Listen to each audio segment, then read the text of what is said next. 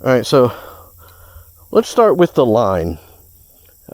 This was the first mistake that I made. I went straight to using braided line, and for somebody that's just starting out on a baitcaster, I would not recommend using braided line. For one really good reason is you're not going to be an expert, and you are going to bird nest. I don't care how easy some people make it look like it is to get a bird's nest out using braided line. It wasn't for me. I would recommend starting off using mono, and you don't want to use too light of a test line. I would recommend using anywhere from 12 pound up to 15 or 16 pounds at the max. I would recommend sticking right in there, because one thing is for sure, you are going to bird nest, and it's a lot easier to get a bird's nest out of a mono line than it is a braided line.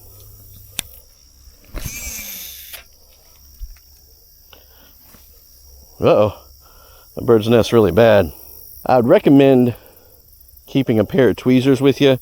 I don't have any with me, but I would recommend using tweezers because it can help. What you want to do,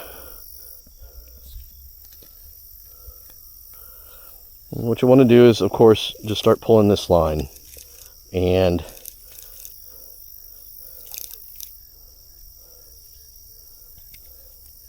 so what you want to do is you want to look down in there and see where that line is getting blocked at. And so if you've got tweezers, you can use them, or you can just kind of pinch the line that's blocking it, hold on to it, and pull it out. And there, see? You can start moving it again. And if you find another one, you just repeat the same thing.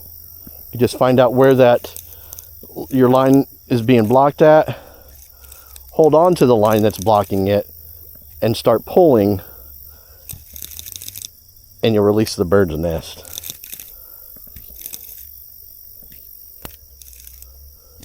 But see how much easier it is with the mono?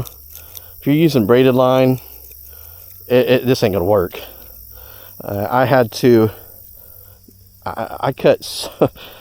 respooled my line probably half a dozen times with braided until I figured out, hey, this ain't working, let's try something else. So switched over to the mono, and I'm so glad I did.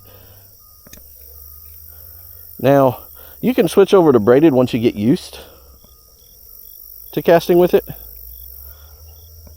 but if you're just learning and you're struggling, switch over to mono. That'll make all the difference.